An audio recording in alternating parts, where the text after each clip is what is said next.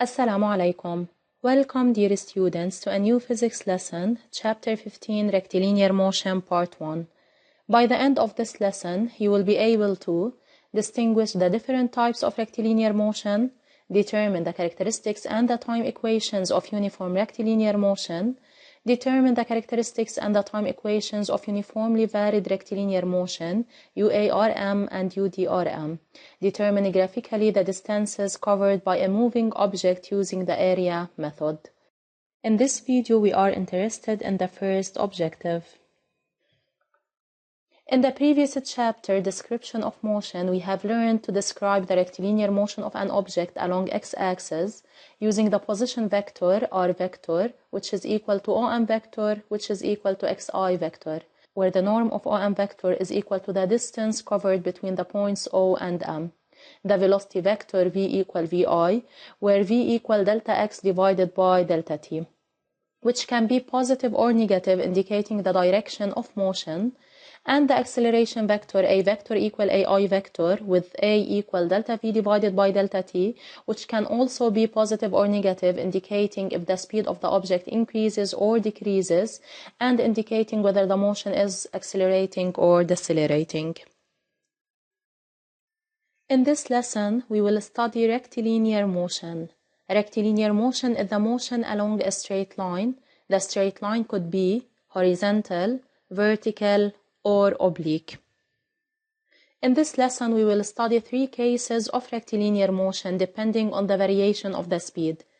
We will study uniform rectilinear motion URM, uniformly accelerated rectilinear motion UARM, and uniformly decelerated rectilinear motion UDRM. Let's start with studying uniform rectilinear motion. A driver moving at a speed of 12 meters per second continues moving at an empty straight road with the same speed. During its motion along a straight path, the driver's speed remains constant, which is equal to 12 meters per second. If we photograph the positions of the driver after equal intervals of time, we clearly notice that the driver covers equal distances during these equal intervals of time. Let's record the instantaneous speed of this driver after those equal intervals of time. Note that the speedometer is used to record the driver's instantaneous speed, and a stopwatch is used to record equal intervals of time. The recordings are tabulated as shown. From the table, we can see that the instantaneous speed is recorded each 5 seconds, where its value remains constant. Then, the variation in the instantaneous speed is 0, which means that the driver is neither accelerating or decelerating. In other words, the acceleration is equal to 0. This type of rectilinear motion is known as uniform rectilinear motion. Note that if you are asked about the instantaneous speed at any instant during the uniform phase, for example, at 20 seconds, where the driver is still moving with a constant speed, then the answer will be simply 12 meters per second. Then, in a uniform rectilinear motion, the trajectory is a straight line, and that's why we call it rectilinear motion. The speed remains constant, and the object covers equal distances during equal intervals of time.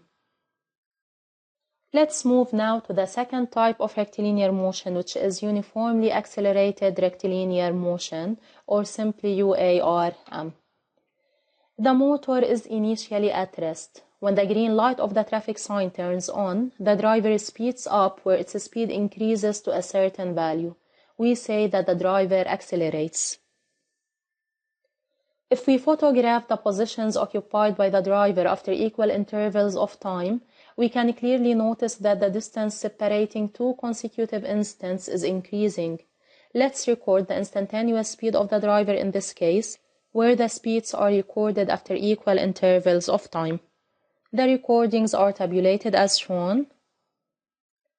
The table showed that the speed increases from 0 to 9 meters per second in 15 seconds. In the previous lesson, we called such type of motion where the speed increases accelerated motion. But let's have a closer look on the increase in speed. From the table, after 5 seconds, the speed increases by 3 meters per second. Also, after another 5 seconds, the speed increases by 3 meters per second, where it becomes 6 meters per second. Then from the table, we notice that during equal intervals of time, in our case 5 seconds, the increase in speed is constant, which is 3 meters per second each 5 seconds. Since the increase in speed is constant, then we will call this motion uniformly accelerated motion, where the term uniformly does not mean that the speed is constant. It means that the increase in speed is constant. And of course, it is uniformly accelerated rectilinear motion since the trajectory is a straight line. In a uniform accelerated rectilinear motion, if you are asked to indicate the value of the instantaneous speed after equal interval of time, that is at t equal 20 seconds, which means after 5 seconds, since the increase in speed is constant, then the instantaneous speed will increase by 3 meters per second in our case, which means that it will be 12 meters per second. As a conclusion, in a uniformly accelerated rectilinear motion, the trajectory is a straight line, the speed increases with a constant rate, and that's why we call it uniformly accelerated and not just accelerated motion, and the distance covered by the object increases during equal and successive intervals of time. Let's move now to the third type of rectilinear motion, which is uniformly decelerated rectilinear motion. If the driver is moving at a certain speed, 12 meters per second for example, and observe that the light of the traffic sign turns red, he applied the brakes until he stops. In this case, the driver's speed will decrease until it becomes 0. When taking photographs for the driver's position after equal time intervals, we can clearly notice that the distance traveled by the driver in these equal intervals of time are decreasing.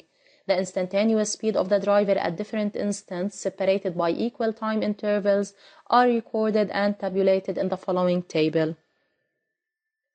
When analyzing the results of the table, we can notice that the speed decreases by 4 meters per second each 5 seconds. Then, the motion is uniformly decelerated since the decrease in speed is constant. Then, in a uniformly decelerated rectilinear motion, the trajectory is a straight line, the speed decreases with a constant rate, and the distance covered by the object decreases during equal and successive intervals of time. Then, as a conclusion, the driver passes by 3 different phases during its motion.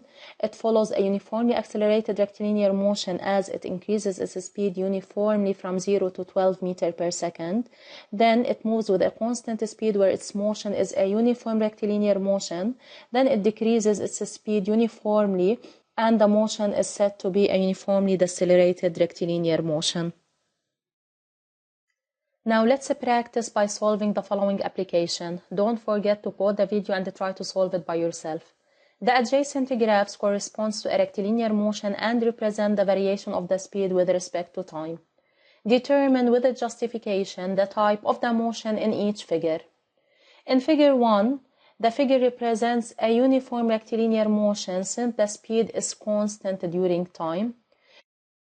Figure 2 shows that the speed increases linearly with time. Then, figure 2 represents a uniformly accelerated rectilinear motion.